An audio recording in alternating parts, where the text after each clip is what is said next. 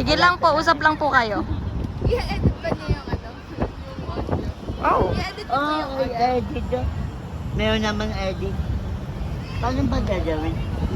Usap lang po kayo. Number mo, Ben. Bali ang gagawin niyo po, dito po kasi interview. Pipili lang po kayo ng chosen setting. Yung siguro ito po, ang setting po natin ngayon community space. Tapos, well, nandito po ngayon, magkakontact ka po ng live observation. Obserbahan niyo po yung behavior namin, yung pag-interact po namin sa'yo, tsaka yung routines po ng mga Yun, po. Yan, people. may mga nagpa-practice, nagpapahinga, nagpapasyal, tapos, yung mga environmental cues po. Tapos, Bye. magno-note na po kung ano po yung nakikita mo. Ayan po, may mga nagtatanong bata, tapos mga naririnig niyo po.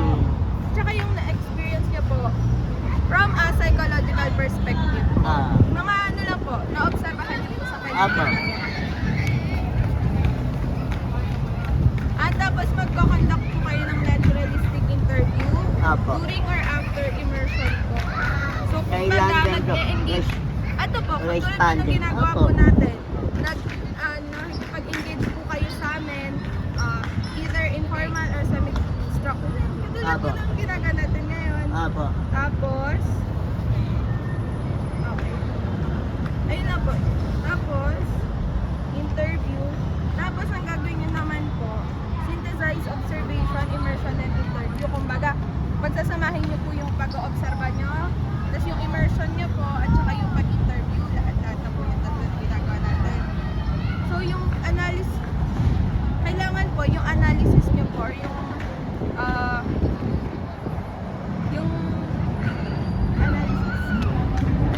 Ito. Kumbaga sa activity nyo po, magre-reflect po kung paano po natin Na-overcome. paano nyo po na pagsama yung tatlo sa ginagawa po natin. Ganun po. Tapos, andito po yung mga example po ng tanong kung paano po yung immersion. Nakatulong po sa inyo maintindihan yung observations nito. Tapos, kung paano po yung observation nyo, na-shape po yung yung interview questions nyo po sa amin. Tapos, kung paano po yung interviews naman po, na-clarify or na-challenge kung ano po yung na-obserbahan nyo. Tapos, Kapag kung ano, paano be, po, pag di ka sanay. simultaneous yung pag-collect po ng data para Michael, mag-improve po talaga yung tama. insights nyo po.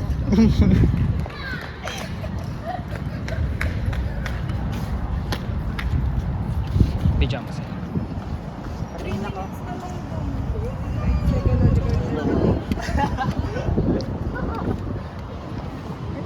Ang required na pong segments, introduction.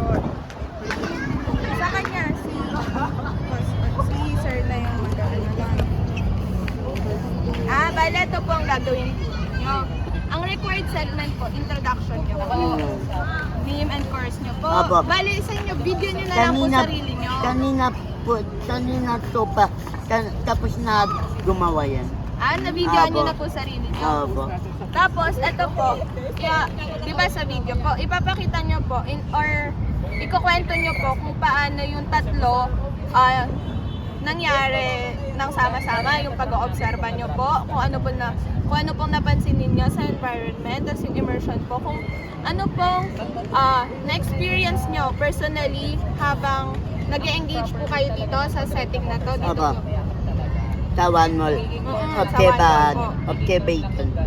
Opo, kung ano pong na-experience nyo dito po ngayon. Tapos sa interview naman po, ito naman po yung mga sinasabi po namin sa mga tanong nyo po. Tapos yung reaction po ng mga participants. Tapos kung paano po sila, sumagot po sa mga interview nyo po.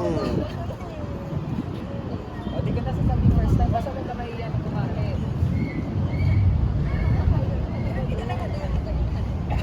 Tapos maglalagay din po kayo ng psychological interpretation. Kumbaga kakonect nyo lang po yung napagsama-samang information nyo po. Tapos, kumbaga, i-turn nyo po into psychological principles po na pag-aralan naman. Pwede kaya isend rin natin sa kanya yung text through IG para ma-recap niya. Yung text. Yung, Ito naman, oo, yung pagkaka-explain mo sa kanya. Pwede naman. Kumbaga yun lang naman po yung isasama nyo sa video. Bale yung introduction po, tapos kung paano po nagsama-sama yung tatlo. Tapos yung interpret nyo po psychologically ng nangyari po dito ngayon.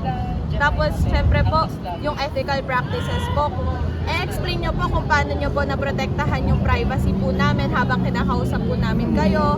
At saka yung confidentiality, meaning kung ano po na pag-usapan natin ay sa atin lang po.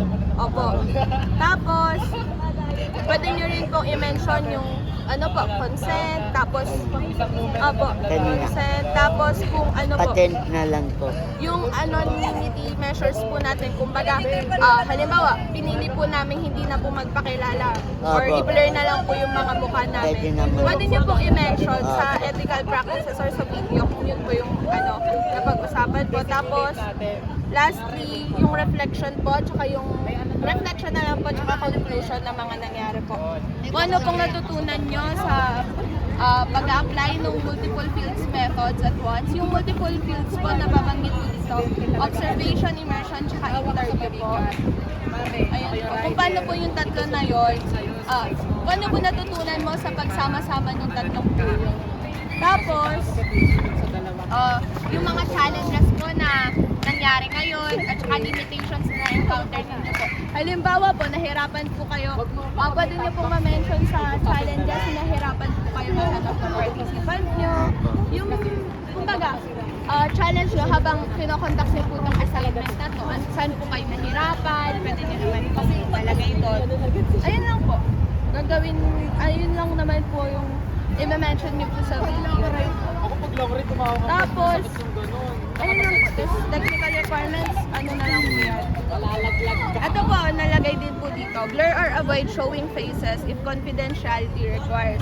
Ibig sabihin po, ayun nga po yung sinabi ko kanina, pag pinili po namin na hindi na lang po magpakilala sa video niya, pwede nyo pong i-edit yung mga mukha namin na blur po. Blur po. Opo, para, anong tawag po na? Para iwas Opo. personal. Opo. Tapos, ang kailangan nyo pong gawin is, kumbaga yung video na gagawin nyo po is parang professional. Oo. Ganon. Ayan po. Kayo na lang po bahala mag-edit ng mga Opo. video po. Salamat po.